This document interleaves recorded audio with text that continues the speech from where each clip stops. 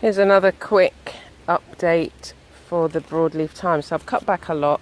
Been putting it in wheelbarrows and moving it around the borders because it's quite dense. When it grows, it's quite dense. So coupled with, let's have a look at this one over here. Coupled with the what I'm trying to create for a hedge, like I'm using the Mexican sunflower as a kind of hedge, and then what I plan to do with the broadleaf thyme is to use it to fill in the gaps. I mean, in some places I might just see what it's like as a temporary hedge.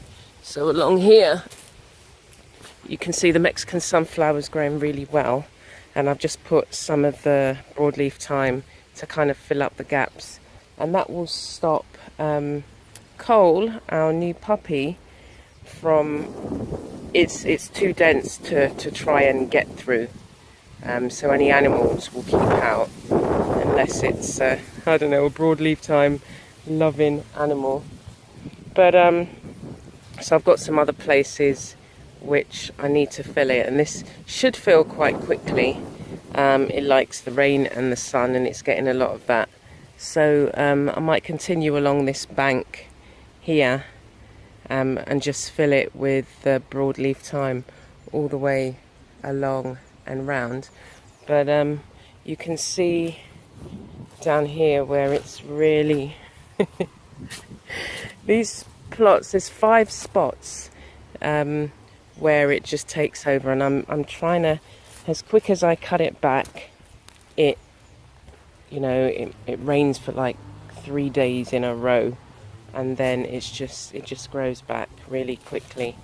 So I've got to tackle this particular section here because I'm unable to go on the other side of this, and it's attracting these spiders. They kind of, as they build their webs, these little fine spiders. I'm not actually sure what kind of spiders they are.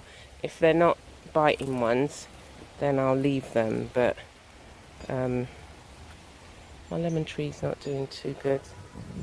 I think it needs some, I can see a bug there, so maybe it's under attack by something and I need to remedy it. Okay, yeah, so that's the broadleaf thyme. It's a really nice sunny day today. Although the temperature is about 26, so it's quite cool for Barbados, but I guess warm for other places. Anyway, yeah, so as you can see, the broadleaf thyme is just really extending, and I didn't think that it had very strong roots, but it does. And the lower stems thicken up and they get really hard. So like I can just break this off quite easily. The thicker stems, you have to cut them. But it's serving a purpose. As I say, it's going to provide temporary border solution around the property as it grows really quickly.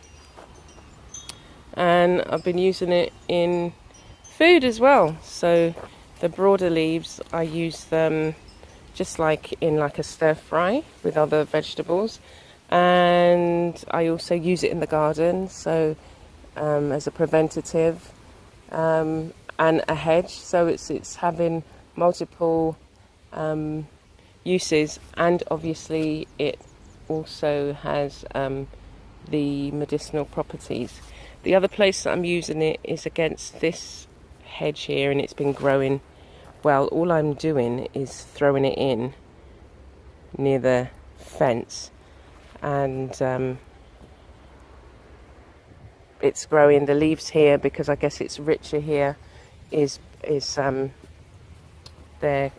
Some of them are a lot thicker, and I've got this little corner going on with the Mexican sunflower, because our neighbours are saying that they're going to create a path, road down that side, so whatever's on the other side is going to be cut down. So I thought to myself, well, I'll have a natural kind of hedge growing on, and then when they're ready, it will already be established, and it won't just be a kind of feel as if you're in a goldfish bowl. Anyway, so yeah, it's growing. As I just chuck them in the back, they're growing. The other thing is that their fence, there's like a gap of, say, 5 inches. So having the broadleaf thyme there means that it can grow and block that space up. Alright, so I'm going to leave it there and we'll tune in again another time.